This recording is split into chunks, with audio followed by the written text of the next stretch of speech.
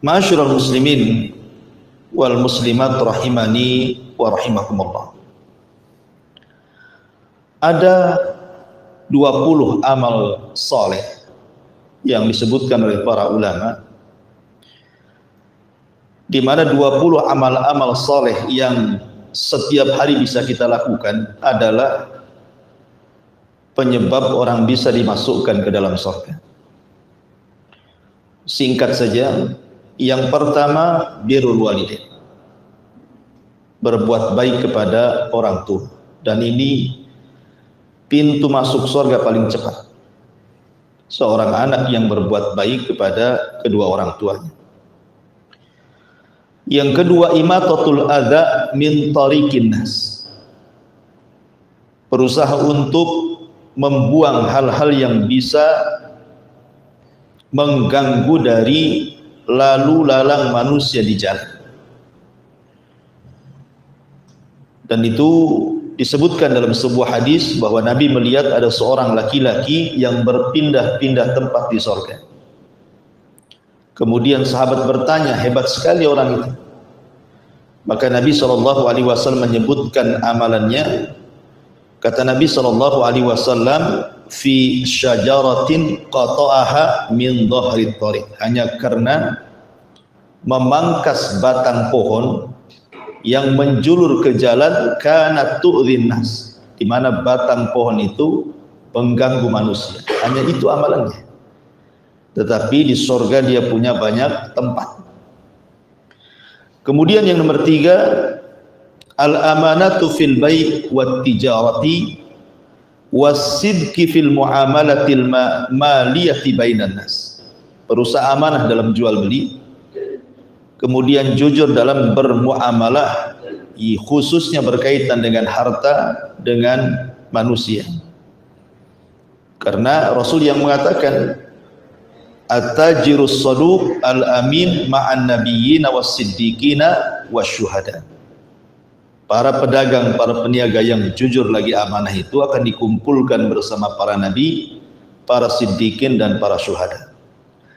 Yang nomor 4, qada'u hajatin nas, berusaha untuk membantu hajatnya manusia yang sedang kesulitan. Karena Rasul yang mengatakan man farraja an muslimin kurbatan farrajallahu anhu biha kurbatan min qurabi yaumil qiyamah. Barang siapa yang meringankan beban seorang muslim, maka Allah akan ringankan beban dia di hari ketika itu banyak beban yang Allah bebankan pada hari kiamat. Artinya orang ini dimudahkan masuk surga. Kemudian yang nomor 5, at-tarafu anil mujadalati wa kadmul ghaidi, berusaha untuk menghindari perdebatan dan sabar untuk tidak mudah marah.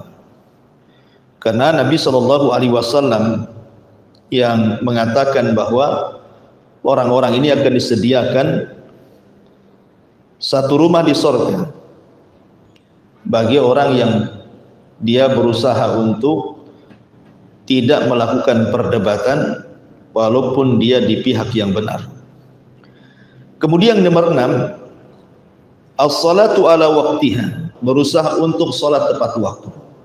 Dan itu berdasarkan hadis yang sahih bahwa ini amalan terbaik dan bisa memasukkan ke dalam surga. Yang nomor 7, zikrullahi azza wajalla, berusaha berzikir kepada Allah azza wajalla dengan memperbanyak tasbih, tahmid, tahlil dan begitu seterusnya. Kemudian yang nomor 8, al-muhafadzatu alal adiyati wal awrat ats-tsabitati fi sunnah, berusaha untuk menjaga doa-doa dan wirid-wirid yang memang sudah dianjurkan dalam sunnah. Kemudian yang nomor 9, talabul ilmi wa ta'limuhu linnas, belajar seperti malam ini kita belajar. Kemudian setelah itu kita ajarkan ilmu yang kita dapat kepada manusia, karena jalan yang paling singkat menuju surga itu adalah ilmu. Man salaka tariqan yaltamisu fihi ilman sahhalallahu bihi tariqan ilal jannah. Jadi barang siapa yang meniti berjalan di sebuah ilmu, maka Allah mudahkan jalannya menuju surga. Artinya thalabul ilmi itu jalan singkat menuju surga. Kemudian yang nomor 10, silatul arham. Berusaha untuk bersilaturahim dengan kerabat. Kemudian nomor 11, kafalatul yatim. Berusaha untuk mengkafil anak yatim. Karena Rasul yang mengatakan saya bersama anak yatim di sorga seperti ini. Kemudian merapatkan jari tengah dan telunjuknya. Kemudian yang nomor 12, qiyamul lail. Berusaha untuk sholat malam. Kemudian yang nomor 13, as-sadaqah. Berusaha untuk bersedekah. Dan sebaik-baik sedekah adalah sadaqatus sir. Sedekah yang tidak ditampakkan. Kemudian yang nomor 14, tajdidut taubah. Memperbaharui taubat. Senantiasa setiap hari kita istighfar. Makanya Rasul aja tidak kurang 100 kali istighfar setiap harinya. Kemudian yang nomor 15, ihsanul wudu. Berusaha memperbaiki wudu dan juga mentajdid, memperbaharui wudu. Walaupun sudah punya wudu, umpamanya mau sholat wudu lagi gitu ya. Kemudian juga berusaha melaksanakan sunnah rakaatai al-wudu, 2 rakaat wudu sebagaimana hadis Bilal ketika sandalnya terdengar di sorga oleh Rasul. Kemudian ditanya apa amalan Bilal, maka Bilal mengatakan karena dia tidak pernah meninggalkan wudu dan 2 rakaat sunnah wudu. Kemudian yang nomor 16, as-salatu alal amwat. Berusaha untuk melaksanakan fardu kifayah. Salat kepada orang yang sudah meninggal, wattiba'u al-janaiz. Mengiringi jenazahnya sampai ke kuburan. Karena pahalanya besar kan gitu ya. Kalau hanya sekedar salat saja dapat 1 qirat. Kalau sampai menguburkan dapat 2 qirat. Artinya 1 qirat itu sebesar gunung Uhud, berarti 2 qirat 2 gunung Uhud. Kemudian yang nomor 17, al-ihsan ilal jirah. Berusaha untuk baik kepada tetangga. Karena ada hadis yang mengatakan ketika Rasul ditanya tentang wanita yang rajin sholat malam, rajin puasa sunnah, rajin sedekah, rajin berbuat baik, tapi lisannya tidak baik sama tetangganya. Kata Rasul, dia termasuk wanita penduduk neraka. Kemudian ditanya lagi, ada seorang wanita sholatnya hanya yang wajib saja, puasa hanya yang Ramadan saja, dia pun tidak bersedekah, tapi lisannya dijaga kepada tetangganya. Kata Rasul, dia termasuk penghuni surga. Kemudian juga yang nomor 18, iltizamus sidqi bil qauli wal amal. Istiqomah untuk senantiasa jujur dalam ucapan dan juga disesuaikan dengan amalannya. Karena kejujuran itu kata Rasul mengarahkan kepada albir, kebaikan, dan albir itu mengarahkan ke dalam surga. Kemudian yang 19, asyam min mukaffaratidz. Berusaha mengilzamkan untuk atau istiqomah untuk melaksanakan puasa sunnah, karena itu termasuk penghapus dosa-dosa dan pahala puasa itu tanpa batas, beda dengan pahala yang lain. Kemudian yang terakhir nomor 20, at-tasamu wal afu. Mudah untuk memaafkan bila ada orang yang kemudian menzalimi dia. Berdasarkan hadis ketika ada anak muda yang dikatakan oleh Rasul, sebentar lagi akan keluar anak muda dari pintu ini dan dia termasuk penduduk surga. Kemudian anak muda ini diikuti oleh sahabat. Pura-pura bertamu 3 hari. Tidak ada amalan yang spesial dari anak muda ini. Tapi sebelum pulang, sahabat ini bertanya apa sih amalannya. Kemudian anak muda ini boleh jadi karena setiap malam aku maafkan setiap orang yang berbuat zalim kepada. Ya. Kemudian juga tambahan saja termasuk ada asbab-asbab ibadah kauliyah ucapan seperti memperbanyak mengucapkan la ilaha illallah. Kemudian memperbanyak ucapan tasbih, tahlil dan tahlil. Kemudian memperbanyak doa. Kemudian berusaha untuk menjaga membaca Al-Quran. Taib itu diantara amal-amal soleh yang menyebabkan orang bisa masuk surga yang sifatnya yaumiyah. Setiapnya sehari-hari kita bisa lakukan gitu. Karena di sini Allah mengatakan wa basyiril ladzina amanu wa amilus shalih. Dan kasih kabar gembira kepada orang-orang yang beriman dan beramal saleh. Ya, amal soleh seperti yang sudah saya tadi rincikan ada 20 amal soleh. penyebab orang bisa masuk dalam surga. Kemudian Allah mengatakan anna lahum jannatin, bagi mereka itu ada surga-surga. Kita masuk pada kenikmatan surga. Dalam sebuah hadis Nabi SAW bersabda, a'dadtu li ibadis salihin ma la ainun ra'at wa la udhunun sami'at wa la khatara ala qalbi bashar. Kata Nabi, aku telah mempersiapkan, jadi Allah telah mempersiapkan apa itu kenikmatan-kenikmatan bagi hamba-hamba yang saleh, yang tidak bisa dilihat mata, tidak didengar telinga, bahkan terlintas pun tidak bisa, saking nikmatnya. Makanya Allah menyebutkan dalam surah As-Sajdah ayat 17 ketika bicara tentang bidadari, Allah mengatakan fala ta'lamu nafsun ma ufiya lahum min qurrati a'yun jazaa'an bima kanu ya'malun. Maka tidak ada jiwa yang mengetahui bidadari-bidadari yang nyaman dipandang oleh mata yang Allah sembunyikan di dalam surga. Tidak ada yang tahu seperti apa kecuali orang yang sudah masuk surga kali. Secantik-cantiknya orang di dunia, ya tidak seberapa dibandingkan bidadari surga. Kemudian juga disebutkan dalam surah Al-Insan ayat 20. Allah mengatakan wa idza ra'aita thamma ra'aita na'iman wa mulkan kabira. Dan apabila kamu melihat di sana, maksudnya di surga, niscaya kamu akan melihat berbagai macam kenikmatan dan kerajaan-kerajaan besar. Jadi surga itu Allah sediakan kenikmatan-kenikmatan dan kerajaan-kerajaan besar. Al-Imam Al-Qurtubi rahimahullahu taala ketika memberikan catatan kepada ayat ini, apa kata dia? Lamma kanatil muluk talbasu fid dunya al-asawira wattijan ja'alallahu dzalika li ahlil jannah wa laysa ahadun min ahlil jannah illa wa fi yadihi thalathatu aswiratin siwarun min dhahabin wa siwarun min fiddatin wa siwarun min lu'lu'in. Kata Imam Qurtubi ketika menyebutkan pendapat ahli tafsir, tatkala para raja ketika di dunia memakai gelang-gelang dan mahkota-mahkota, maka Allah akan menjadikan hal itu bagi para penghuni sorga. Tidak seorang pun dari penghuni sorga kecuali di tangannya ada 3 gelang. Gelang dari emas, gelang dari perak, dan gelang dari mutiara.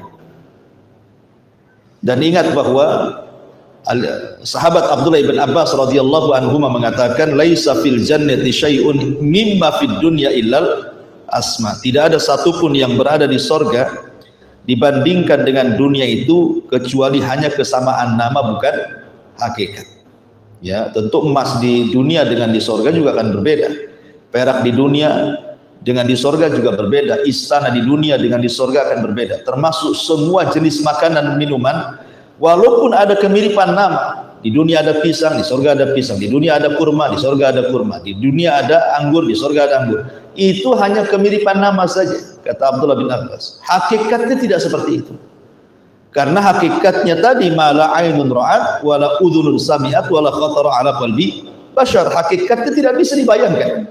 Mata tidak pernah melihatnya, telinga tidak pernah mendengarnya, hati pun tidak terlintas seperti apa bentuknya. Makanya hanya sekedar persamaan nama saja.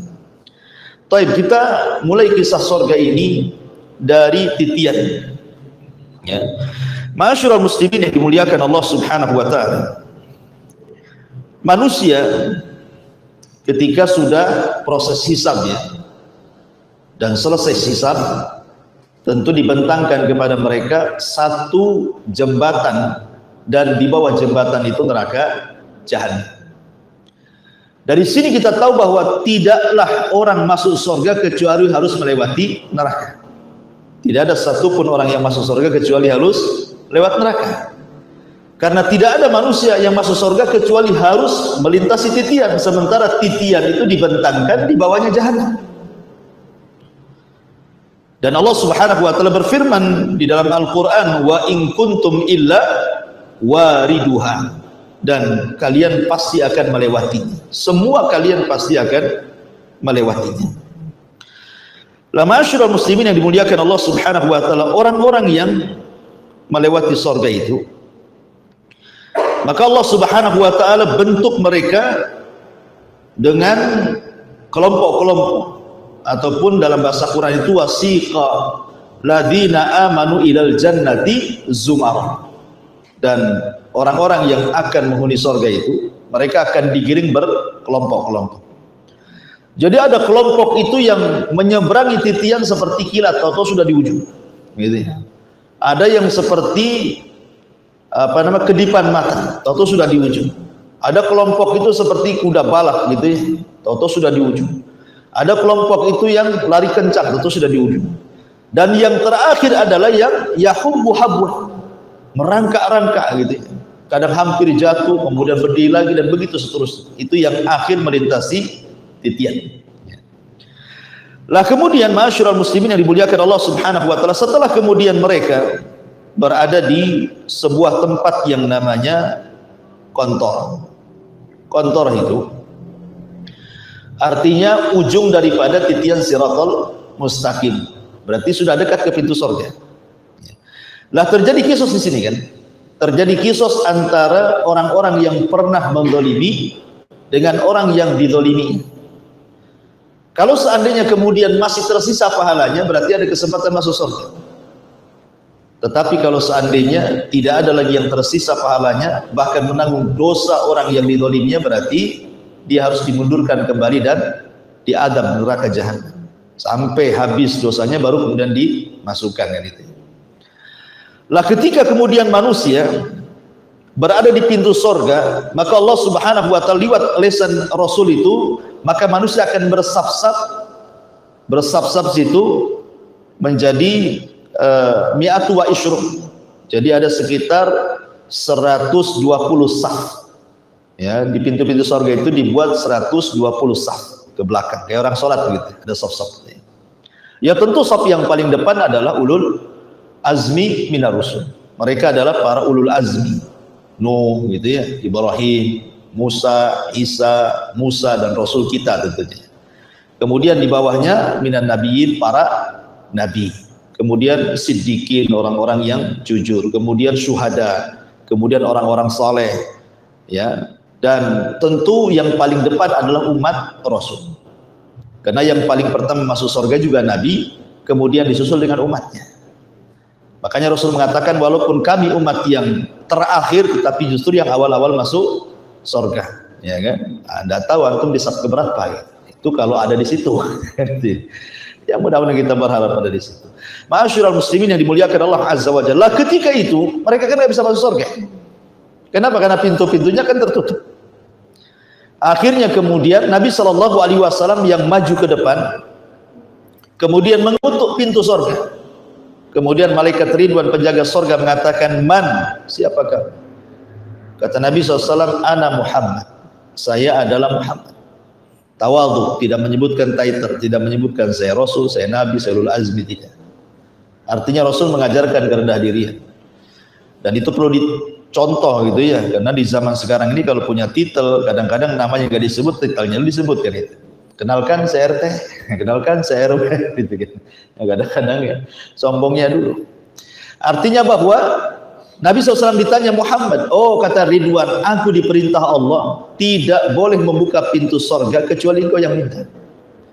Maka semua pintu surga dibuka yang 8 itu. Manusia sedang bersab-sab, berjubel-jubel di pintu surga, tidak bisa masuk. Karena hanya Nabi yang bisa membuka pintu surga gitu. Nah disinilah kemudian setiap pintu surga itu, ingat pintu surga itu luas, disebutkan dalam hadis gitu ya, jaraknya itu. Jadi penyeru-penyeru itu sudah berada di pintu-pintu surga, malaikat-malaikat itu sudah ada di pintu-pintu surga. Kemudian mereka akan memanggil sesuai dengan apa yang di dunia dia biasakan dalam ibadah. Artinya kalau dia biasa sholat, maka akan dipanggil dari pintu sholat. Dan itu akan disebutkan satu persatu namanya. Ya, fulan ahli sholat, masuk dari pintu sholat. Fulan ahli sedekah, maka akan dipanggil dari pintu sedekah. Fulan ahli puasa, maka akan dipanggil dari pintu Rayyan. Jadi manusia akan digolongkan zumara, dikelompok-kelompokkan sesuai dengan keahlian. Makanya ketika Imam Malik rahimahullahu taala menjawab kritikan dari Abdullah ibn Abdul Aziz Al-Umari, kan pernah saya ceritakan, ketika disoroti ibadahnya Imam Malik yang kurang, maksudnya ibadah sunnahnya, karena sibuk mengajarkan hadis gitu ya, dikritik sama Abdullah ibn Abdul Aziz Al-Umari agar Imam Malik lebih menggiatkan lagi kepada sholat-sholat sunnah, puasa-puasa sunnah, pokoknya diimbangkan antara ilmu dan amal sunnah itu. Tapi jawaban Imam Malik menohok gitu ya, dia ngirim surat kepada Abdul Aziz ibn Al-Umari, karena Abdullah ibn Abdul Aziz Al-Umari ini bukan seorang alim, maksudnya bukan sekelas Imam Malik, bukan seorang ahli hadis besar, tidak. Dia hanya ahli ibadah. Memang ibadahnya luar biasa, ibadah wajibnya, ibadah sunnahnya itu terkenal, seorang abid dia. Jadi Imam Malik rahimahullah taala mengatakan, innallaha qad qasama al-arzaq qad qasama al-a'mal kama qasama al-arzaq, katanya. Kata Imam Malik, wahai Abdullah ibn Abdul Aziz Al-Umari, bahwa Allah sudah membagi-bagi amal manusia itu sebagaimana Allah sudah membagi rizki kepada manusia. Manusia saja rizkinya beda-beda kan gitu. Ada yang jadi dokter, ada yang jadi pilot, ada yang jadi tukang, ada yang jadi gojek, ada yang jadi menteri, ada yang jadi RT, itu macam orang rizki itu kan. Di dunia saja rizki bermacam-macam. Lah amal soleh juga sama.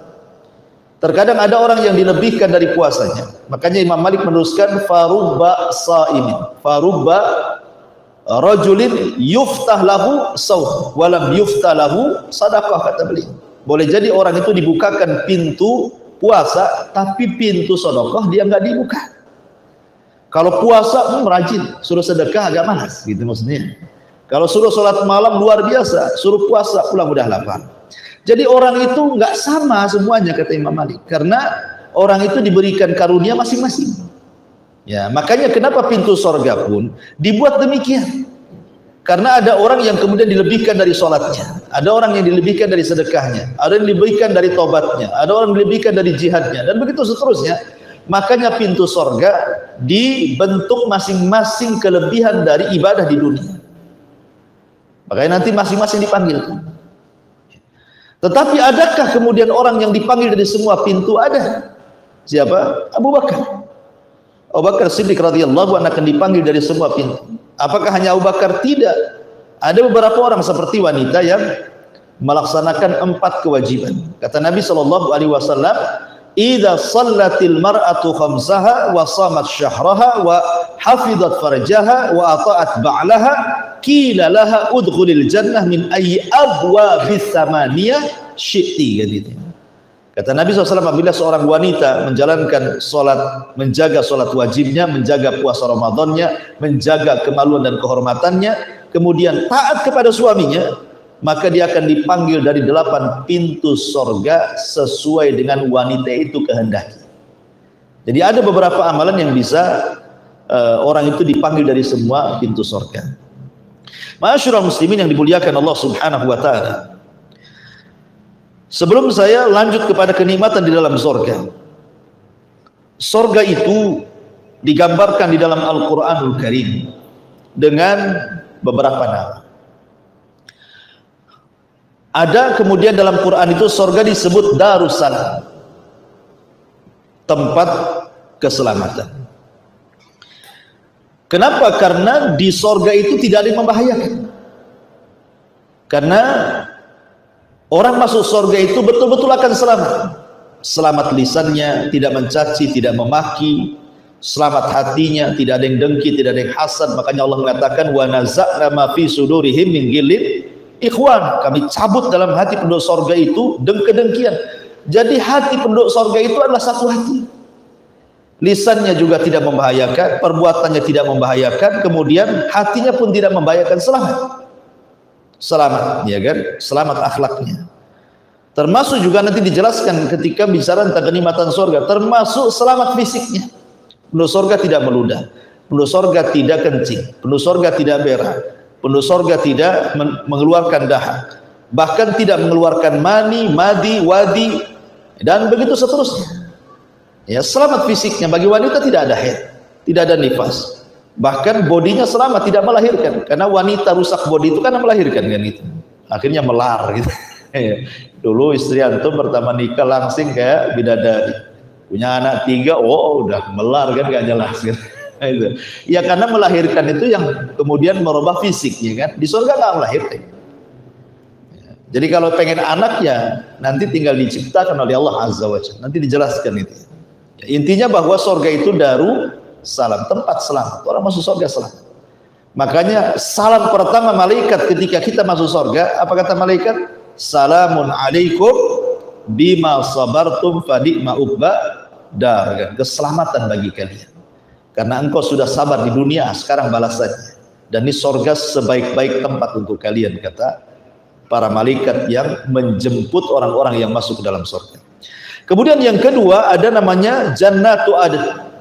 Surga itu ada juga disebut surga Adn. Sehingga ada yang kemudian penulis ya yang berusaha untuk mencari tahu tentang surga yang pernah ditempati oleh Nabi Adam.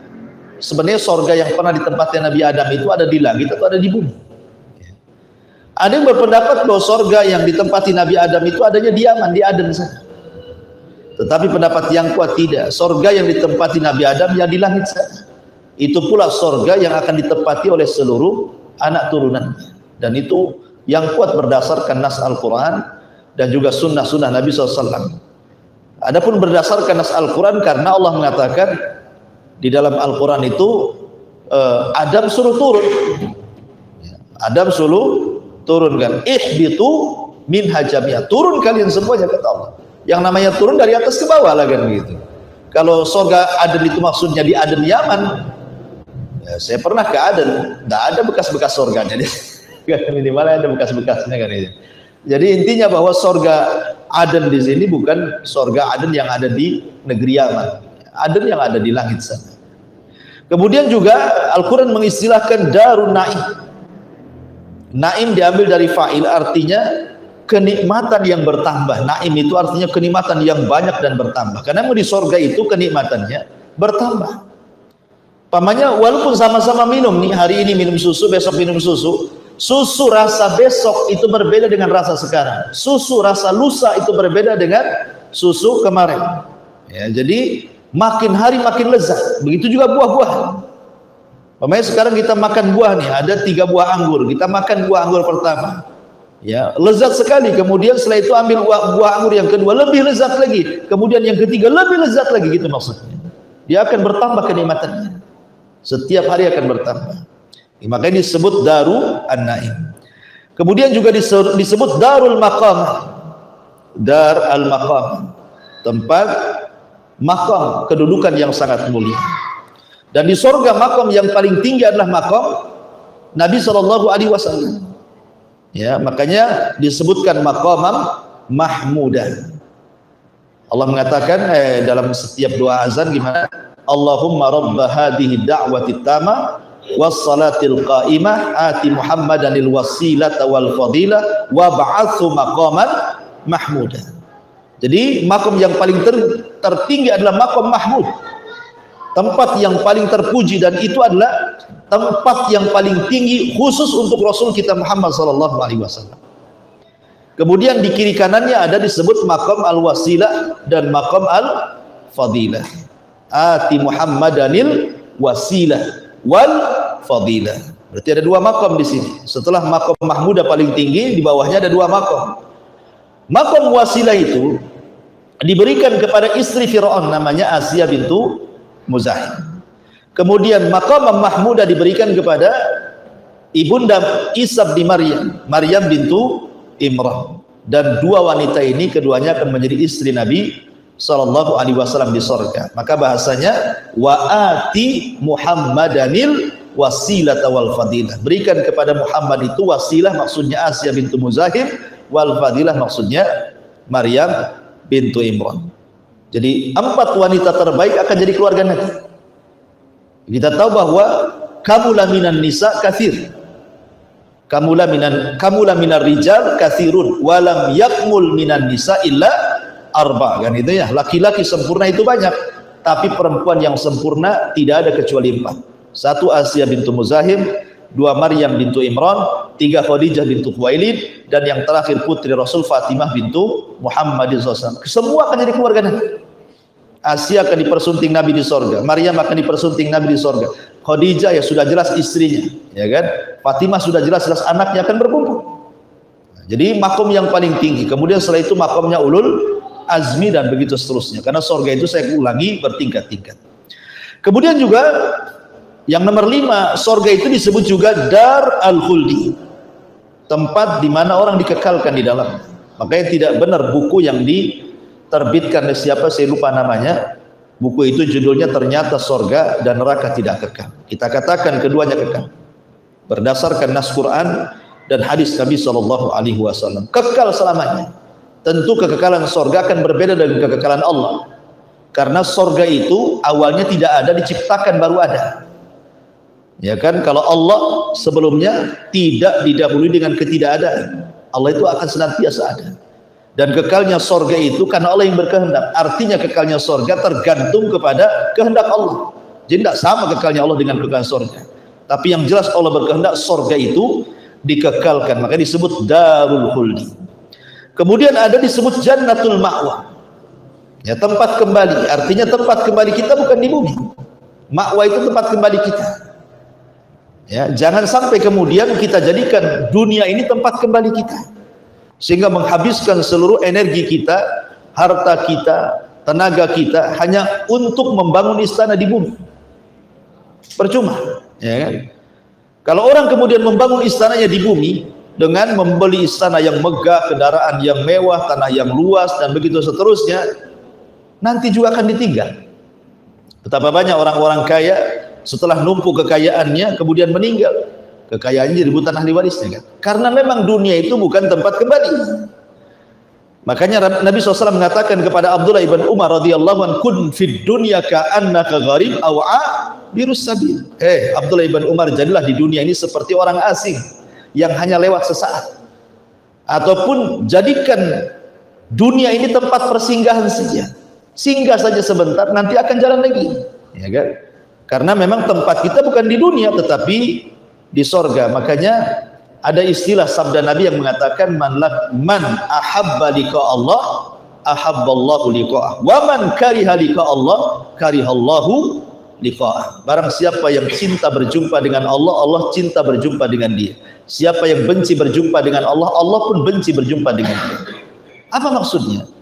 Maksudnya kalau dia ketika di dunia dia investasikan seluruh nafasnya untuk akhirat, ya, hartanya dia bangun untuk istana di sorga, kemudian kehidupannya hanya untuk sorga saja. Ketika dia sedang mendekati sakaratul maut, dia akan cinta dengan kematian dan akan cinta dengan Allah. Karena apa? Dia ingin segera menempati sorga yang selama ini dibangunnya di dunia, sehingga dia cinta berjumpa dengan Allah dan Allah pun cinta berjumpa dengan dia. Tapi kalau seluruh kekayaannya, seluruh waktunya dia investasikan di dunia, ketika hendak meninggal berat dia, sehingga dia benci berjumpa dengan Allah karena tahu akhirnya neraka. Makanya Allah benci juga berjumpa dengan dia. Makanya di sini di antara nama surga adalah jannatul ma'wa. Kemudian yang ke-7 juga darul hayawan, artinya tempat kehidupan. Yang sesungguhnya kehidupan itu di surga. Kalau di dunia ini bukan sesungguhnya kehidupan, tapi darul ibtila, tempat kita diuji di dunia ini. Makanya sering saya katakan, orang di dunia ini satu tidak akan selamat dari istirahat, pasti sibuk, ya. Yang kedua tidak akan selamat dari ucapan manusia, pasti disakiti. Yang ketiga tidak selamat dari kematian, pasti mati. Dan karena memang bukan kehidupan, ya, akan banyak masalah di dunia ini. Karena ini bukan cari kehidupan yang sebenarnya adalah darul hayawan. Maksudnya tempat kehidupan yang hakiki, yang penuh dengan kebahagiaan yang sempurna itu hanya ada di surga. Kemudian juga surga disebut al-firdaus, dan firdaus ini surga yang paling tinggi. Sebagaimana sabda Nabi SAW, idza sa'altumullaha fas'alu al-firdaus al-a'la. Apabila minta surga jangan tanggung-tanggung, kata Rasul. Minta surga yang paling tinggi, maksudnya surga firdaus. Kenapa? Karena surga firdaus itu a'lal jannah, yang paling tinggi surganya, wa fawqahu arsyur rahman. di mana atapnya langsung arsy Allah Subhanahu wa taala. Kemudian juga disebut maq'adus sidqin gitu ya, tempat duduk, tempat tinggal yang betul-betul tempat tinggal, bukan hanya sekedar di dunia saja. Kadang-kadang kita sudah buat rumah yang bagus, masih ada saja kurangnya, ya, ada saja celahnya, pengen dirombak lagi, pengen ini lagi, pengen itu, banyak keinginan, ya. Taib, ini nama-nama sorga, masuk kepada sifat-sifat sorga. Ma'asyiral muslimin yang dimuliakan Allah Azza wa Jalla, sorga itu memiliki tingkatan yang luar biasa. Sebagian para ulama mengatakan bahwa tingkatan di sorga itu sebanyak huruf dalam Al-Quran. Sebagian lagi mengatakan bahwa tingkatan di sorga itu sebanyak ayat dalam Al-Quran. 6.500 kurang lebih ayat dalam Al-Quran. Ya, ada yang mengatakan sebanyak huruf dalam Quran berarti banyak, gitu ya. Ada yang mengatakan sebanyak ayat dalam Al-Quran. Dan ini berdalil dengan sabda Nabi SAW ketika Allah berfirman kepada penduduk sorga, Iqra, bacalah Quran, menunjukkan bahwa Quran itu bukan dibaca di dunia saja, sampai ke surga disuruh baca. Iqra, baca Quran. Wartaq, naik, pilih tingkatanmu di surga, suruh naik kita, ya. Karena penduduk surga itu bisa terbang, ya. Kalau di dunia kan Superman aja bisa terbang, itu pun settingan kan itu. Kalau di surga itu memang bisa terbang orang, makanya disuruh iltak, nyari ke atas. Kan tingkatan kan surga itu darajat, makin tinggi makin indah. Kalau neraka makin bau makin jahat gitu ya.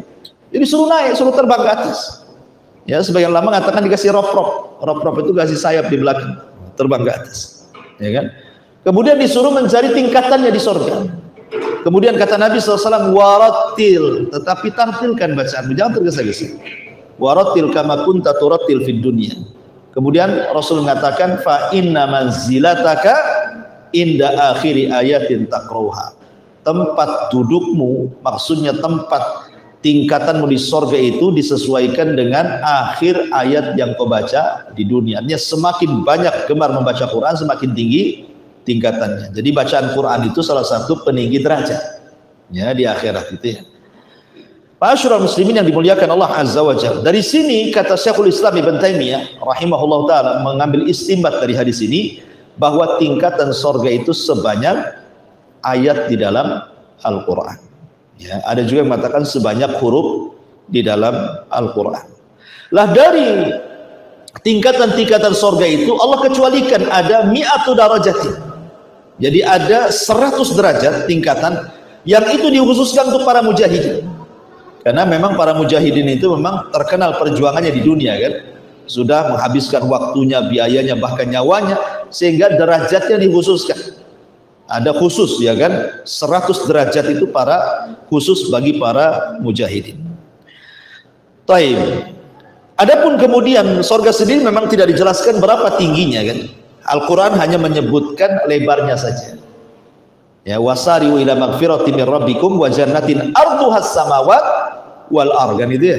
Bersegeralah kalian mencari ampunan Allah karena sorga itu seluas langit dan bumi. Al-Quran hanya menjelaskan luasnya saja, ya, seluas langit dan bumi. Anda bisa bayangkan berapa luas langit dan bumi itu. Itulah satu sorga, tapi Allah tidak menyebutkan berapa tingginya, ya. Tapi yang jelas bahwa dengan besarnya sorga itu menunjukkan Allah Subhanahu wa taala sudah siapkan kita saja di dunia ini, ikhwatu fiddin, untuk mencari kapling untuk rumah kita saja. Kadang-kadang nggak kecapean kan, saking mahalnya. Akhirnya cari ruli pula, ya kan, cari kapling gratisan, jadi dutan-dutan. Coba satu kapling saja kita harus beli, di ruli aja ada harganya gitu ya, harus tetap juga beli kan gitu. Kamen serobot juga. Artinya di dunia saja harus satu petak tanah saja sudah sulit. Tapi di surga itu bukan satu petak tanah, seluas langit dan bumi, dikasihkan free, langsung kasih sertifikat. Ya, enggak usah bayar WTO, karena Allah Subhanahu wa taala sudah berikan kepada penduduk surga. Bayangkan.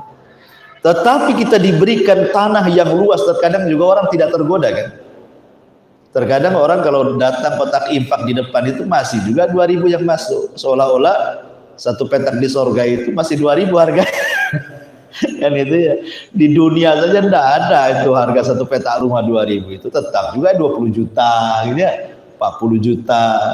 Ini dia mau beli tanah di sorga 2.000, 3.000. Ya, kadang lebih parah lagi yang ada bunyi kenceleng. Ditengok isinya 1.000, rupanya 100 perak. Jadi kadang-kadang ada orang meremehkan seperti itu. Taib, kembali bahwa Allah hanya menyebutkan luasnya, tapi tidak menyebutkan tingginya. Ayat ini ketika keluar, ketika turun gitu kan, ada seorang sahabat, lupa namanya siapa itu, pokoknya dalam perang Uhud, perang Badar. Jadi sahabat ini membawa kurma di tangannya. Kemudian dia mendengar ayat ini turun, bahwa surga itu seluas langit dan bumi. Maka kemudian dia mengatakan, ya Rasul, betul surga itu seluas langit dan bumi? Kata Rasul, ya. Kemudian dia maju melempar kurma-kurmanya. Dia mengatakan, kalau kurma ini masih di tanganku, maka tentu ini kehidupan yang melelahkan. Akhirnya kurmanya dilempar, dia pun perang, mati syahid. Ya kan?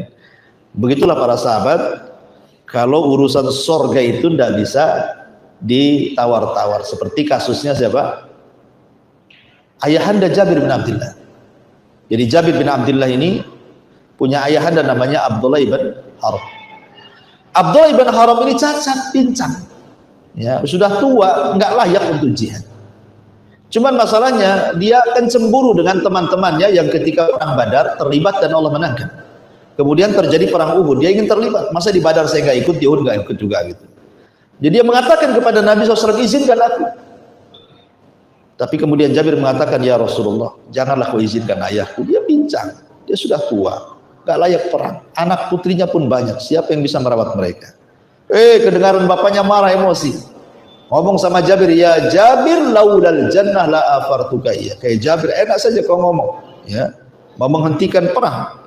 Ya, kalau bukan karena kedudukan sorga, aku siap digantikan posisi. Tapi ini sorga, tidak mau saya gantikan posisi.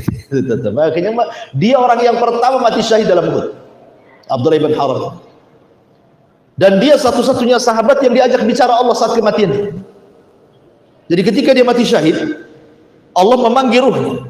Kemudian mengatakan, tamanna ya abdi, berangan-anganlah wahai hambaku, kau sudah mati untukku, kata Allah. Kemudian kata Abdullah bin Haram, ya Rabb, saya hanya ingin kembali ke dunia agar aku bisa perang kedua kalinya dan mati syahid kedua kalinya gitu. Bayangkan.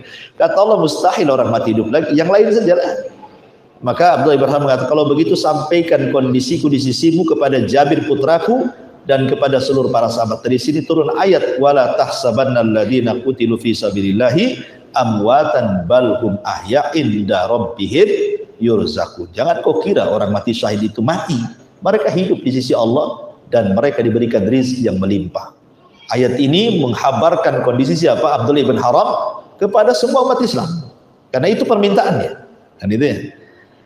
Taib, kembali bahwa sorga itu seluas langit dan bumi. Dan sorga itu bukan hanya satu sorga, tapi sorga-sorga. Ketika seorang sahabat namanya Harith Al-Harith, dia terlibat dalam perang Badar.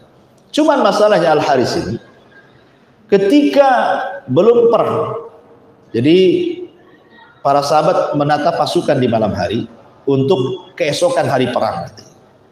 Jadi Al-Harith ini kan bagian daripada jaga malam, ribat fisabilillah gitu.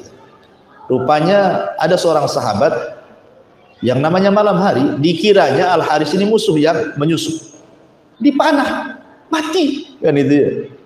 Jadi ini kan yang mana sahabat, yang mati juga sahabat, karena disangka musuh, ya kan, terpanah mati dia. Ketika kemudian selesai perang Badar, ibunya kan bertanya, di mana anak saya? Maka diceritakan, anaknya mati salah panah katanya kan. Disangka musuh, rupanya sahabat. Ibunya menangis. Datang kepada Nabi mengatakan, karena masalahnya Al-Harith ini dapat pemahaman ibunya, kalau mati tidak dalam perang berarti bukan syahid. Apalagi yang membunuh bukan orang kafir kan, yang membunuh sama-sama muslim kan, cuma salah sasaran aja. Makanya ibunya sedih. Dia datang kepada Nabi SAW. Di mana Al-Harith ya Rasulullah? Apakah dia di sorga atau di neraka? Maka kemudian Rasul mengatakan, ya Ummah Harith, saya Ummu Harith, ingat sorga itu bukan satu tingkatan, dan anakmu di sorga yang paling tinggi. Dari sini menunjukkan bahwa sorga itu bertingkat-tingkat. Jadi saya sudah jelaskan ya. Baik. Dan sorga itu di mana letaknya? Ya di atas langit. Sorga itu tempatnya di atas langit. Lebih tepat lagi dimulai dari Sidratil Muntaha. Ya, Sidratil Muntaha di atasnya sorga dan diakhiri di Arsy Allah. Jadi mulainya dari Sidratil Muntaha, akhirnya atapnya langsung Arsy Allah. Itulah sorga. Karena Allah yang mengatakan fi Sidratil Muntaha indaha jannatul ma'wa. Di Sidratil Muntaha di sisinya ada sorga. Sorga di atas Sidratil Muntaha. Baru setelah itu akhirnya di Arsy Allah. Sebagaimana hadis yang tadi saya baca ketika menjelaskan sorga Firdaus, apa kata Rasul? Wasaqfuha arsyu Rahman. Sementara atapnya sorga Firdaus, surga yang paling tinggi itu adalah Arsy Allah. Jadi kita tahu bahwa posisi sorga itu dimulai dari Sidratil Muntaha dan diakhiri dengan Arsy. Seperti itu. Ya. Baik. Masyarul muslimin yang dimuliakan Allah Subhanahu wa taala. Adapun para penghuni sorga, Nabi Shallallahu Alaihi Wasallam bersabda dalam sebuah hadis yang dikeluarkan Imam Bukhari dari sahabat Abdullah bin Mas'ud radhiyallahu anhu. Jadi Nabi Shallallahu Alaihi Wasallam suatu ketika bertanya kepada para sahabatnya, atardawna an takunu rub'a ahlil jannah, maukah kalian agar 1/4 dari kalian, maksudnya umat Islam, menjadi penduduk surga? Kulna, sahabat mengatakan na'am, tentu ya Rasul. Maka Rasul mengatakan atardawna an takunu thulutha ahlil jannah, ridhokah kalian menjadi umat yang 1/3 dari kalian menjadi penghuni surga? Kulna, sahabat mengatakan na'am, tentu. Kata Nabi SAW, walladhi nafsu Muhammadin biyadi, inilah arju an takunu nisfa ahlil jannah, tetapi demi zat yang jiwa Muhammad berada di tangannya, aku berharap bahwa separuh umatku menjadi penduduk surga. Wadzalika li annal jannata la yadkhuluha illa nafsun muslimatun, karena surga tidak dimasukkan kecuali jiwa yang muslim, yang pasrah kepada Allah. Wa ma antum fi ahli syirki, dan kalian bukan termasuk ahli syirik. Dalam riwayat bahwa penghuni surga dari kalangan umat Rasul itu bukan separuh tapi 2/3, sulusai, 2/3 umat Rasul. Berarti 1/3-nya bukan, tidak termasuk kan? Artinya kan dari sini menunjukkan bahwa penghuni surga kebanyakan umat Islam, karena 2/3-nya masuk surga. Ya, luar biasa ya. Dan yang pertama masuk Nabi Shallallahu Alaihi Wasallam, kemudian disusul oleh umatnya. Taib. Ketika orang pertama masuk surga, apa yang dimakan dan apa yang diminum? Ya. Disebutkan dalam sebuah hadis, ada seseorang Yahudi bertanya kepada Nabi Shallallahu Alaihi Wasallam tentang makanan yang pertama kali dimakan penduduk surga. Maka Nabi SAW menjawab, ziyadatu kabidin nun, atau ziyadatu kabidil hud. Maka Nabi SAW mengatakan yang pertama kali dimakan penduduk surga adalah ziyadah kabidin nun, hatinya ikan paus, yang pertama kali dimakan oleh penduduk surga. Kemudian ditanya lagi, fama ghada'uhu ala ithriha, setelah memakan hatinya ikan paus, kemudian makanan selanjutnya apa yang dimakan? Maka Nabi SAW kemudian menjawab, akan disembelihkan yunharu lahum surul jannah, akan disembelihkan untuk mereka sapi-sapi sorga, alladhi ya'kulu min atrafiha, yang mereka makan dari ujung-ujungnya saja, yang lezat-lezatnya saja. Itu makanan kedua. Pertama makanan hati ikan paus, ya kan? Ada sih yang berusaha untuk mencari hikmahnya. Ya walaupun sebenarnya kita tidak perlu mencari hikmah, karena apa yang disabdakan Rasul selama hadis sahih kan samina wa ta'ah. Kita cukup mendengar saja dan taat, ya kan? Nggak perlu membantah. Kenapa mesti hati ikan paus? Kenapa nggak pecel lele saja umpamanya kan? Ya, memang begitu sabdanya. Tapi ada yang kemudian mencari hikmah. Ya, kenapa? Karena hati ikan paus itu memiliki faedah untuk menghilangkan keletihan yang selama ini penduduk surga itu sudah letih di padang mahsyar dengan perjalanan yang melelahkan, adanya hisab, mizan, macam-macam. Ya, belum lagi ketitian, belum lagi berjubel di pintu surga, lelah mereka. Maka sebagai jamunya untuk menghilangkan kelelahan itu memakan hati ikan paus. Ya, ada yang mencari hikmah seperti itu. Tapi kan bagi kita diketahui hikmah atau tidak selama hadis ini ya sami'na saja. Kan itu ya. Kemudian yang kedua, setelah makan hati ikan paus baru diberikan kepada mereka surul jannah, daging sapi surga. Nah, jangan antum samakan ya sapi dunia dengan sapi surga. Kemudian ditanya lagi, fama syarabuhum alaihi. Setelah mereka makan kabidil hut, makan dulu gitu ya. Kemudian daging sapi baru minum. Ya, dan dalam kesehatan kan gitu juga kan. Habis makan kan jangan minum kan. Nah, setengah jam baru minum. Nah, kan itu dalam kesehatan itu. Karena di sini juga begitu kan, makan dulu baru kemudian minum kan. Nah, jadi minumnya itu ada jeda. Fama syarabuhum alaihi. Lalu apa minuman mereka? Maka Rasul mengatakan min ainin tusamma salsabilah.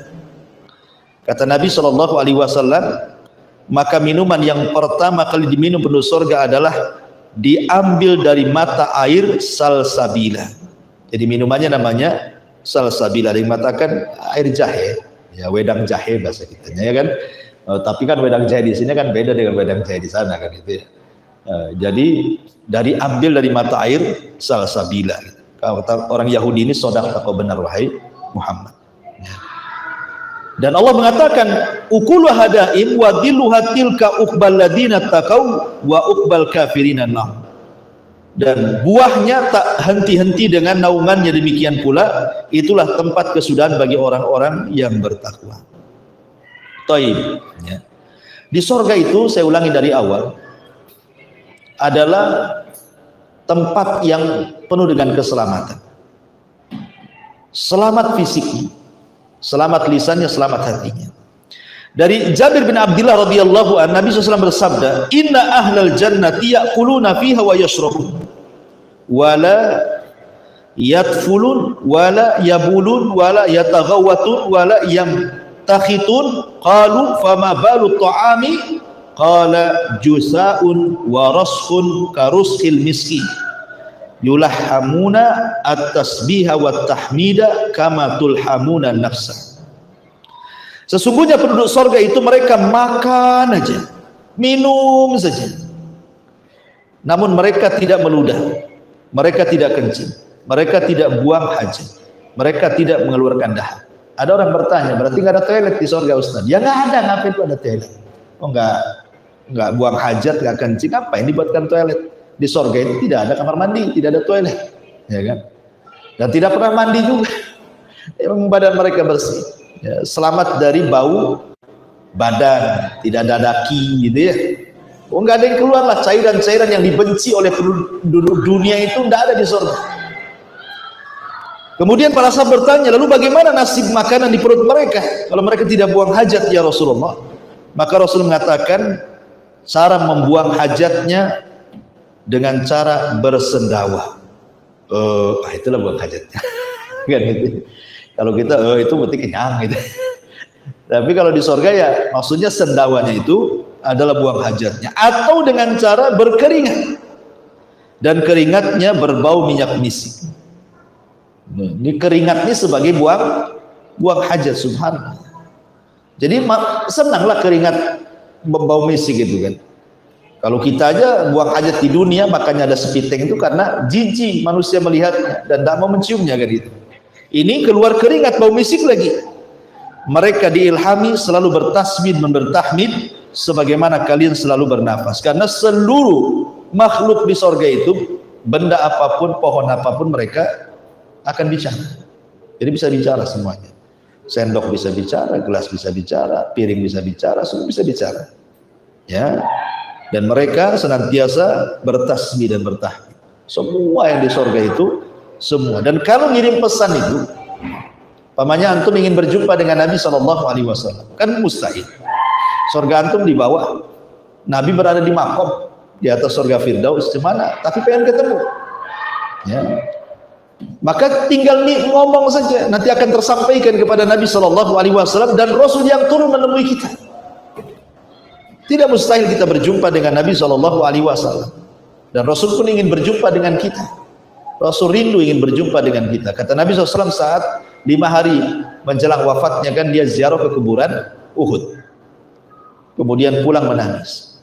Sahabat heran kenapa menangis. Kemudian Rasul mengatakan, "Ishfaqtu li ikhwan." Aku rindu ingin berjumpa teman-teman. Sahabat mengatakan, "Awalasna ikhwanuka." Rasul, bukankah kami teman-temanmu? Kata Rasul, bukan. Kalian sahabat-sahabat. Adapun ikhwani alladzina lam yarawni wa yu'minu bi. Kaum yang tidak pernah melihatku tapi beriman dengan. Itulah teman-teman. Artinya Rasul juga rindu ingin berjumpa dengan kita. Nah, maka kita pun akan berjumpa dengan Rasul kalau kita masuk ke dalam surga. Kemudian sifat makanan dan minuman di surga itu adalah semau kita. Ya. Makanya Allah Subhanahu wa taala mengatakan dalam surah Al-Waqiah ayat 20-21, wa faqihatin mimma yatakhayyarun wa lahmi tayrin mimma yashtahun. Dan buah-buahan dari apa yang mereka pilih sesuka mereka. Kalau di dunia pengen durian ya nunggu musim durian. Nah, sekarang lagi musim durian. Itu udah makan durian belum? Ya. Pengen manggis nunggu musim manggis. Pengen dukun musim. Ada musimnya di dunia sini. Tapi kalau di surga kan nggak ada musimnya. Dan kita tinggal milih. Dan yang lebih mengherankan lagi di sini, walahmi tayrin mimma yashtahun, dan daging-daging burung dari apa yang mereka inginkan. Ada yang mentafsirkan lahmi tayrin. Lahmi tayrin diartikan bahwa semua binatang yang ada di surga itu semua terbang. Ya, semua terbang. Karena di sini kalimatnya tayr, burung. Ya, lahm itu daging, tayr itu artinya sesuatu yang terbang. Jadi tidak ada binatang yang melata seperti binatang bumi yang bergerak di bumi itu tadi. Ya, kalau di bumi kan memang karena ada hubungan gravitasi bumi sehingga manusia tidak bisa terbang kan, masih tersedot bumi sehingga ya kita ya jalan di bumi, kambing jalan di bumi, semua di bumi. Tapi di surga kan sudah tidak ada gravitasi, nggak ada lagi. Sehingga kemudian semua terbang. Ya, semua terbang, kambing terbang, sapi terbang, terbang. Antum aja jadi Superman terbang. Ya, makanya disebut Ja'far At-Tayyah. Ja'far itu terbang, Aisyusha. Ya, sesuai dengan kehendak dia. Seperti hadis yang saya katakan, Iqra, baca Quran, wartak dan terbanglah. Cari tempatmu di surga. Jadi semua terbang di surga itu, binatang terbang, orang terbang gitu. Dan tinggal ngomong saja, tinggal tunjuk saja, pengen daging ini tuh, lagi sapi lewat, pengen daging sapi. Langsung kepikir stik sapi udah ada di depannya gitu, kayak gitu ya. Jadi tidak perlu lagi harus ke Nagoya ya kan, udah mahal lagi gitu, apalagi BBM naik kan gitu. Ongkosnya udah mahal, mau makan mikir-mikir. Intinya bahwa memang di surga itu tidak bisa dibayangkan. Sehebat apapun saya membayangkan surga itu, nggak akan kebayang surga itu, saking indahnya. Baik. Masyarul muslimin yang dimuliakan Allah Azza wa Jalla, Allah mengatakan wa fiha ma tashtahil anfus wa taladzul a'yun wa antum fiha khalidun. Dan di dalam surga itu terdapat segala apa yang diinginkan oleh hati dan sedap dipandang mata dan kamu kekal di dalam. Dan Allah juga mengatakan kulu washrabu hani'an bima aslaftum fil ayyamil khaliyah. Makanlah dan minumlah dengan sedap disebabkan amal yang telah kamu kerjakan pada hari-hari yang lalu di dunia. Ini makan di surga. Bagaimana minumannya? Masyarul muslimin yang dimuliakan Allah Azza wa Jalla. Allah Subhanahu wa taala memang sangat memanjakan penduduk surga. Kalau di dunia kita mau minum susu saja harus beli, dan itu pun ditaruh di kaleng susu gitu kan. Terkadang ada expirednya. Kadang-kadang kalau sudah dibuka tutupnya kemudian ditaruh di gelas, tidak bisa dibuat 2 hari. Kalau dibuat 2 hari mencret kita minumnya. Artinya bahwa banyak kendala-kendala di dunia ini. Mau madu ya nunggu dulu diperas dari tawon, dibotolin, beli botolan, kadang-kadang ketipu rupanya gula kan gitu. Itulah di dunia ya. Nasib orang di dunia kan begitu ya. Mau apa lagi? Mau khamar tidak boleh, haram kan itu. Karena siapa yang mabuk di dunia nggak akan mabuk nanti di akhirat. Susah di dunia ini. Tapi lihat Allah Subhanahu wa taala mengatakan dalam surah Muhammad ayat 15. Allah mengatakan, "Matsalul jannati allati wa'idal muttaqun fiha anharun min ma'in ghairi asin wa anharun min labanin lam yataghayyar ta'amuhu wa anharun min khamrin ladzatin lisyaribin wa anhar min asalin musaffa wa lahum fiha min kulli thamarati wa maghfirati min rabbihim. Perumpamaan surga yang telah dijanjikan bagi orang-orang yang bertakwa, di dalamnya terdapat sungai-sungai yang berisi air yang tidak pernah payau, tidak pernah keruh, jernih jernih. Dan sungai-sungai yang isinya air susu. Kemudian sungai-sungai yang isinya air khamr yang sangat lezat dirasakan oleh para peminumnya, serta sungai-sungai yang berisi madu-madu murni yang sudah disaring, dan di dalamnya mereka memperoleh segala macam buah-buahan dan ampunan dari Rabb mereka. Ma'asyiral muslimin yang dimuliakan Allah Subhanahu wa taala. Kalau kita melihat satu contoh saja khamar di dunia, ya kan? Khamar di dunia itu pertama mengandung alkohol, otomatis memabukkan, ya kan? Kemudian yang kedua membuat pening kepala. Paling rendah orang minum khamar itu sakit kepala. Ya paling tinggi ya tidur di solokan gitu ya, nggak sadar. Kemudian juga nyerocos gitu ya, kadang-kadang menghina orang, mencaci maki orang. Makanya di zaman Umar ditambah hukuman dari 40 cambukan di zaman Nabi, kemudian di zaman Umar ditambah jadi 80 cambukan. Kenapa? Karena disamakan dengan para penuduh wanita baik-baik dikatakan berzina, kan hadnya berapa? 80 cambukan. Lah peminum khamar ditambah sama Umar, disamakan hukumannya, karena orang yang lagi mabuk terkadang menuduh orang yang enggak, ya kan? Maka disamakan sama Umar hukumannya, dari zaman Rasul 40 cambukan menjadi 80 cambukan gitu ya. Nah, perhatikan di sini beberapa dalil. Allah mengatakan dalam surah As-Saffat ayat 47, la fiha ghaulun walahum anha yunzifun. Tidak ada dalam khamar itu alkohol, maksudnya khamar sorga, tidak ada dalam khamar sorga itu alkohol, dan mereka tidak mabuk karenanya. Sebanyak-banyak minum khamar di sorga itu tidak akan mabuk. Tapi lihat khamar di dunia bisa merusak segalanya, ya, merusak hati, merusak jantung, ginjal, semua merusak dia kan. Ini tidak, ya. Kemudian juga Allah mengatakan dalam surah Al-Waqiah 19, la yusaddauna anha wa la yunzifun. Khamar-khamar di surga itu tidak membuat pening kepala dan tidak pula memabukkan, dan warnanya putih. Dan Allah mengatakan dalam surah As-Saffat ayat 46, baydha'u ladzati lisyaribin, warnanya putih dan lezat sekali. Minum khamar di akhirat itu warnanya putih dan sangat lezat. Dan juga Allah mengatakan dalam ayat yang lain, dalam sebuah hadis yang dikeluarkan oleh Ibnu Katsir dalam tafsirnya, lam ta'surha ar-rijalu bi abdamiha. Para laki-laki tidak perlu memerasnya dengan kaki-kaki mereka. Artinya di dunia saja kalau perlu mados, perlu khamar itu kan diperas dulu kan. Kan khamar itu kan dari buah-buahan juga ya kan, dari anggur, dari yang lainnya gitu ya. Jadi tidak perlu diperas, dan itu dalam bentuk sungai. Dan antum perlu tahu bahwa sungai di sorga itu tidak ada paritnya, tidak ada penghalang. Maksudnya kalau kita kan membuat solokan itu kan dibuat parit kiri kanan. Maksudnya ditinggikan sebelah sini, ditinggikan sebelah sini, baru dialirkan di tengah kan, supaya jangan melubek. Lah di sorga sungai itu tidak ada parit kiri kanan, tidak ada bangunan kiri kanan, ya begitu saja. Ya, tapi tidak melubek, itu maksudnya. Ya, dan ini ya, berdasarkan gitu ya, berdasarkan beberapa riwayat dari hadis Nabi Shallallahu Alaihi Wasallam tentang masalah ini. Taib. Adapun kemudian itu cerita makanan minuman penduduk surga, cerita bangunan. Bangunan di surga itu diriwayatkan dari seorang sahabat Nabi Shallallahu Alaihi Wasallam yang dikeluarkan Imam Tirmidzi dan juga disahihkan oleh Syekh Nasiruddin Al-Albani rahimahullah taala, ketika dua sahabat bertanya kepada Rasul soal bangunan surga. Jadi dia mengatakan, akhbirna an bina'il jannah ya Rasulullah. Rasul, tolonglah jelaskan bangunan-bangunan surga itu kayak apa, rumah-rumah surga, istana-istana surga itu kayak apa gitu. Maka Nabi SAW mengatakan, labinatun min zahabin wa labinatun min fiddatin. Satu bata untuk membangun bangunan dari surga terbuat dari emas, dan bata yang lain terbuat dari perak. Wa mila tuha almis, kemudian lantainya berupa minyak kasturi yang semerbak. Wa turbatuha za'faran, tanahnya berupa za'faran. wa husbanuha lu'lu wal yakut, kerikilnya berupa mutiara-mutiara dan permata. Kerikilnya dari mutiara, permata lagi, kerikilnya.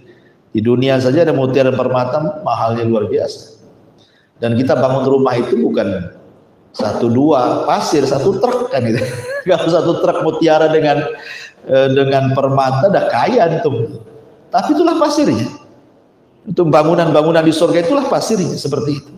Ya, lantainya minyak kasturi, bata-batunya emas perak, kan luar biasa. Ya, kita punya segede bata emas saja gitu udah kaya tuh. 1 bata saja kan emas gitu ya. Emas batangan segede bata saja udah kaya. Kemudian Rasul mengatakan man yadkhuluha yan wala ya'as wala yab'as wa yukhlad wala yamut wala tablas thiyabuhum wala yafna syababuhum. Siapa yang masuk ke dalam surga maka ia selalu berada dalam keadaan senang dan tidak pernah susah. Makanya muka-muka penduduk surga itu wujuhu yauma idzin naimah. Ya. Wajah-wajah penduduk surga itu naimah. Naimah itu ya seperti kita di dunia ini baru selesai bayar utang. Tiba-tiba kemudian dapat hadiah uang miliaran. Kan senang tuh hidupnya. Ya. Dia pusing punya utang 10 ribu, tahu-tahu ada yang ngasih uang 1 miliar. Nah, kalau bayar 10 ribu kan sisanya masih banyak tuh. Oh, senang dia kan. Nampaklah orang senang itu di dunia itu. Dan orang susah pun nampak gitu. Tengok orang punya utang kan nampak itu mukanya. Stres gitu. Jadi wajah-wajah penduduk surga seperti itu karena banyak kenikmatan dan ada beban. Ya wajah-wajah mereka itu penuh dengan nikmat, nampak gitu. Wajah-wajah penduduk surga itu penuh dengan nikmat. Makanya orang yang masuk surga itu mereka senang. Yang luar biasa lagi adalah wa yukhlad wala yamut wala tabla thiyabuhum wala yafna syababuhum. Artinya tidak pernah susah, ia kekal tidak pernah mati, bajunya tidak pernah rusak, dan masa mudanya tidak akan berlalu. Masa mudanya tidak akan berlalu. Padahal istilah syarah mengatakan laitas syabab yaudu yauman. Kata orang Arab itu, seandainya masa muda itu bisa diputar balikan ke belakang, mustahil, ya kan? Lihat orang-orang yang sudah tua-tua, yang sudah usia 60, ya 70, terkadang kalau bercerita apa yang dibanggakan? Masa mudanya, ya kan? Orang-orang yang sudah purnawirawan kadang-kadang kan, itu yang diceritakan apa? Masa dia berjabat masa muda. Apa mungkin kembali? Nggak mungkin. Hanya cerita saja, nostalgia saja. Cerita dulu, kalau dulu saya kan gitu ya. Kalau purnawirawan itu biasa begitu. Zaman saya dulu, gitu biasa. Jadi, tapi kan mustahil. Sementara di surga itu kan tidak ada berlalu. Makanya usia penduduk surga itu sama dengan usia Isa ketika diangkat ke surga. Berapa usianya? Antara 33 sampai 34. Itulah usia penduduk surga. Ya. Ma'asyiral muslimin yang dimuliakan Allah Subhanahu wa taala. Adapun pohon di surga, di surga itu ada pohon namanya tuba. Pohon tuba.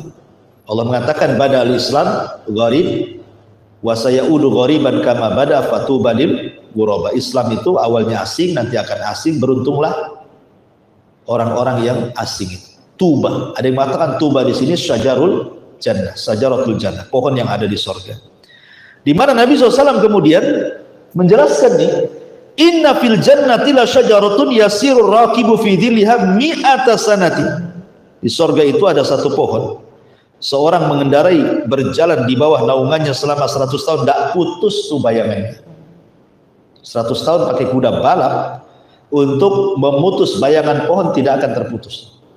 Padahal kita kalau di rumah di depannya ada pohon mangga, ada pohon rambutan, kayaknya enak kita buat kursi-kursi di bawah pohon itu kan. Nah, ini pas siang-siang ini enak juga nih, duduk-duduk depan rumah sambil makan sayur asam, ikan asin gitu ya, sambal terasi, kayaknya enak kali kan itu. Kira-kira ketika matahari geser ke arah barat sedikit, kenalan matahari kita, masuk lagi ke rumah, kan gitu ya.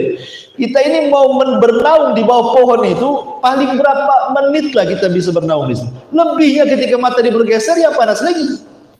Tapi di surga Anda bisa bernaung sepuasnya di sini. Ya, sampai ada kuda balap 100 tahun melewati naungannya gak keputus. Besar sekali pohon ya kan itu ya. Taib. Adapun fisik penghuni surga. Abu Hurairah radhiyallahu an bersabda, Nabi SAW bersabda dari Abi Hurairah radhiyallahu an dalam Bukhari Muslim, Rasul mengatakan, khalaqallahu Adam ala suratihi, tuluhu sittuna dira'an, fa kullu man yadkhulul jannah ala surati Adam. Allah menciptakan Adam dalam rupa seperti dia yang sangat indah. Panjangnya 60 dhira' hasta, semua orang yang masuk surga akan seperti bentuk fisik Adam.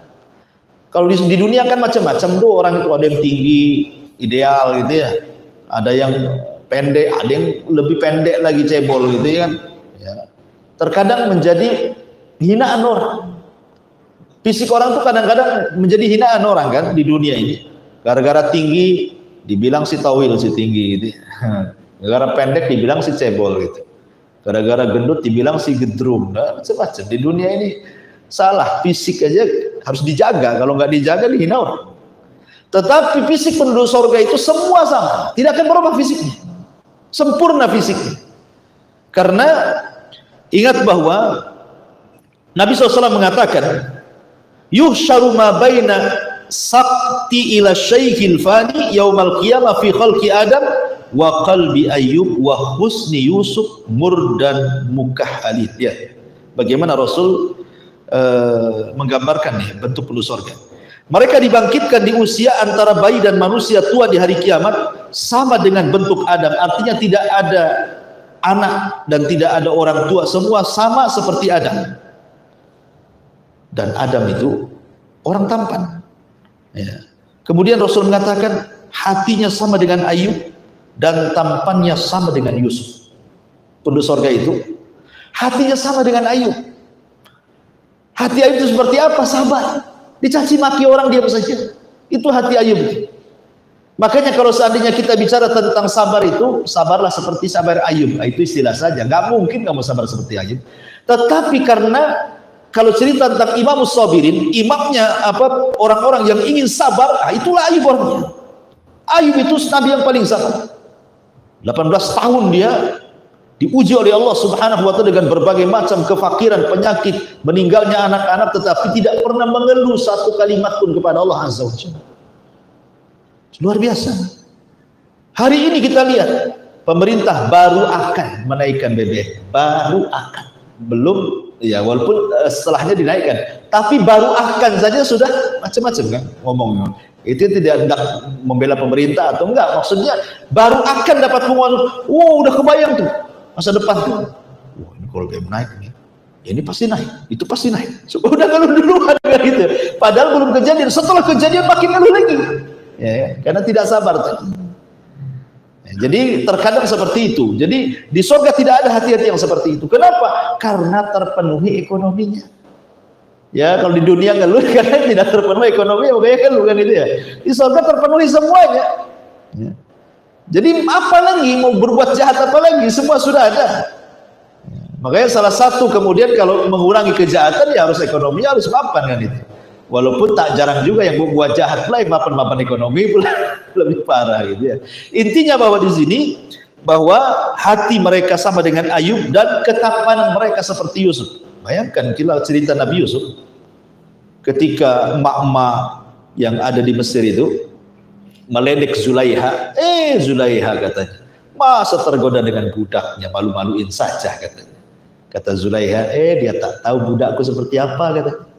Aku undang mereka semua. Akhirnya diundang istri si pejabat yang ngomel-ngomel itu, yang biasa mama kan begitu ya, ngerumpi.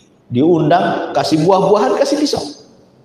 Nah, setelah mereka pegang pisau semuanya, kemudian mereka sedang iris buah-buahan semuanya, kata Zulaiha, wahai Yusuf, keluar kau kata.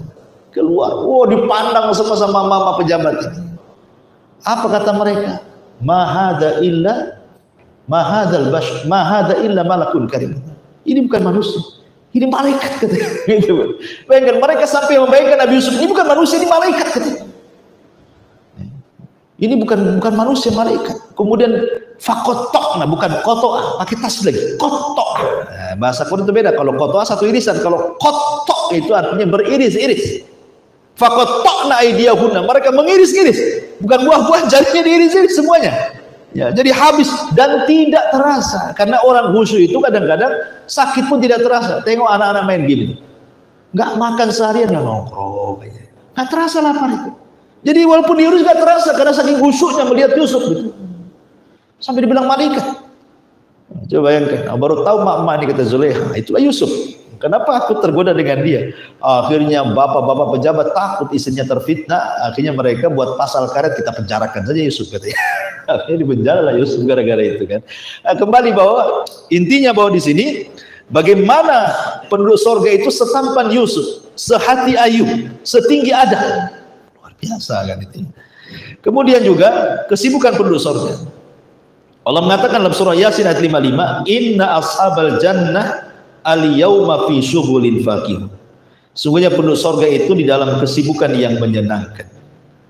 Nabi SAW ya ditanya oleh para sahabat, wahai Rasul, apakah kami akan bertemu dengan istri kami kelak di sorga? Kata Rasul menjawab, innar rajula la yasilu fil yaumi ila mi'ati adra. Seorang laki-laki dalam sehari mampu berhubungan badan dengan 100 bidadari. Ya, antum aja kalau sudah berumur kan kadang-kadang nggak bisa setiap hari, 4 hari sekali kan itu ya. Kadang-kadang minum jamu dulu itu ajar jahanam biar strong gitu kan. Di sorga 1 hari loh antum bergilir 100 bidadari. Bisa bayangkan Allah berikan kekuatan. Dan ketika para ulama mentafsirkan surah Yasin 55, maksudnya penduduk surga itu fi syughulin faqihun, kesibukan yang menyenangkan itu artinya memecahkan keperawanan ya. Jadi pecahkan keperawanan tapi tidak pernah janda-janda gitu. Ya kalau habis perawannya pecah dibuat lagi perawan lagi. Makanya Allah mengatakan inna ansha'nahunna insha'an wa ja'alnahunna abkaran uruban atraban. Ketika ada nenek-nenek datang kepada Rasul, orang seperti saya ini bisa masuk surga enggak Rasul? Kata Rasul, enggak ada nenek-nenek di surga. Nenek ini pulang nangis. Dikira dia tidak masuk surga. Maka Rasul mengatakan, bilang sama nenek itu, bukan nenek itu tak masuk surga, maksudnya di surga enggak ada nenek-nenek. Ya, karena semuanya akan jadi perawan usianya 33 sampai 34. Katakan kepadanya, inna ansha'nahunna insha'an wa ja'alnahunna abqaran uruban atraba. Kami jadikan mereka perawan uruban atraba, usianya sama. Mau laki-laki perempuannya segitu. Enggak akan hilang masa muda.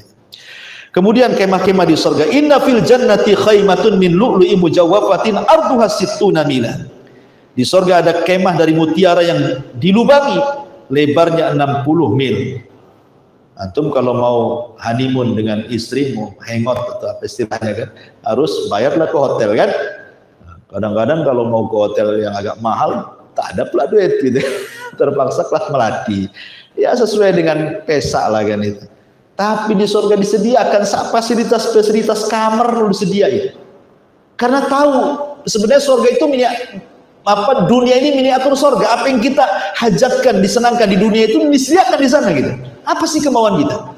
Mau rekreasi udah ada, ya. Nanti kita ceritakan bagaimana ada air yang mancur dari bawah, ada air yang curah dari atas, ada yang sungai, ada macam-macam. Itu kan tempat-tempat rekreasi manusia di dunia. Di surga ada semuanya, disediakan taman-tamannya, kebun-kebunnya, ya luar biasa gitu. Kemudian juga di antara pasar surga, di surga juga ada pasar. Anas bin Malik radhiyallahu anhu menyampaikan sabda Nabi SAW, inna fil jannati lasuqa ya'tunaha kulla jum'atin fatakhubburihus simali fatakhussu fi wujuhihim wa thiyabihim fayazdaduna husnan wa jamalan fayarji'una ila ahlihim wa qadizdadu husnan wa jamalan fayaqulu lahum ahluhum wallahi laqad izdastum ba'dana husnan wa jamala fayaquluna wa antum wallahi laqad izdastum ba'dana husnan wa jamala. Subhanallah ya, dalam hadis Muslim, sungguh di surga itu ada pasar yang didatangi penghuninya surga setiap Jumat. Di dunia itu disebut hari Jumat, di surga disebut Yaumul Mazid ya. Bertiuplah angin dari utara mengenai wajah dan pakaian mereka hingga mereka semakin indah dan tampan. Mereka pulang ke istri-istri mereka dalam keadaan telah bertambah indah dan tampannya. keluarga mereka berkata, demi Allah, wahai suamiku, engkau semakin bertambah indah dan tampan. Para suami pun mengatakan kepada istri-istrinya, kalian pun semakin bertambah indah dan cantik. Artinya setiap Jumat atau disebut dengan Yaumul Majid di surga itu, ya, ada setiap Jumat itu untuk memperbaiki fisik manusia. Jadi setiap Jumat itu makin tampan, Jumat berikutnya tampan lagi, Jumat itu makin tampan, begitu maksudnya. Bahkan ada hadis ini memang tidak sahih ya, tapi masyhur gitu ya. Jadi orang yang masuk ke dalam surga itu, hadis ini dhaif ya. Jadi orang ini masuk ke dalam pasar, ketika pulang itu, jadi di pasar itu banyak gambar-gambar. Mungkin kalau di dunia ini kalau antum masuk ke tukang cukur, kan ada itu gambarnya banyak kan. Mau gaya apa kamu? Ya, mau gaya apa? Mau gaya orang pang ini gitu. Mau gaya orang ini begini, semua ada. Jadi di pasar itu semua muka ada. Tinggal antum pilih pengen seperti itu. Nah, nanti berubah muka antum kayak gitu. Itu maksudnya. Itu tapi hadis lemah. Ya, tapi bisa juga terjadi. Namanya di surga itu sesuatu yang mustahil jadi mungkin. Ya kan? Sesuatu yang mustahil jadi mungkin. Ya. Dan di surga itu bukan tempat orang jualan, bukan kayak di dunia gini ya, jam 8 buka ruko gitu, jam 5 tutup ruko. Nah, bukan, maksudnya hanya untuk berjumpa dengan teman-teman dia selama di dunia itu akan berjumpa di pasar itu kan, sepekan mereka nggak jumpa dengan kawannya. Jadi kalau ingin jumpa dengan kawan itu sepekan sekali datang ke pasar, ketemulah kawan-kawannya, nanti cerita. Antum yang ketemu di sini cerita, oh, dulu kita ngaji sama Abu Mero, ingat nggak? Jadi diingatkan tuh kejadian peristiwa di bumi itu semua ingat itu. Nah, disitulah terkadang kemudian sebagian mereka tanya, mana kawan kita yang satu itu yang sama kita kesana kemari ngaji? Kata malaikat, di neraka. Oh, maka mereka sepakat teman-teman, ya Rabb, la taqtamilu ladzatina hatta tukhrijahu minan nar. Ya Rabb, jangan kau sempurnakan kelezatan kami sampai kau keluarkan teman kami di surga dari neraka. Sampai mereka berikan syafaat kepada teman yang masuk neraka. Kalau memang masih layak, berikan syafaat dan mereka meninggal tidak musyrik gitu ya. Jadi teman-teman yang baik di surga itu memberikan syafaat. Makanya Allah mengatakan, kalau gitu kau pergi ke neraka, ambil temanmu gitu. Jadi pasar itu juga untuk tempat berkumpulnya teman-teman seminggu sekali. Kadang-kadang mengingat nostalgia kita di bumi, teringat di pasar itu. Kemudian sebelum pulang disitulah ada angin yang merubah semua fisiknya. Ketika datang kepada istrinya, kaget istrinya, nggak kenal, kok makin tampan. Nah, suaminya bingung, kok kamu makin cantik gitu. Nah, coba sekali-kali antum bawa istri ke pasar gitu. Kira-kira makin cantik itu makin bangkrut. Kadang-kadang yang ditulis itu, ya ditulis bawang ini semua. Pulang tuh enggak ada pakaian jadinya. Gitu. Jadi yang tidak ditulis malah dibeli, yang ditulis pula tak dibeli. Suaminya makin bangkrut lah kan gitu. Dari sini ma'asyiral muslimin yang dimuliakan, betapa tingginya kenikmatan di surga itu, yazdad wa yazdad. Artinya kenikmatan di surga itu bertambah dan bertambah dan begitu seterusnya. Ikhwan, udah 9:30 ya. Ini kalau di surga nggak habis-habis. Masih banyak pembahasan. Insyaallah kita ada kesempatan nih, banyak ada orang telepon dari tadi. Mungkin penting kayaknya. Ya mungkin sampai di sini dulu, tidak ada tanya jawab. Subhanallah bihamdika, asyhadu an la ilaha illa anta astaghfiruka wa atubu ilaik.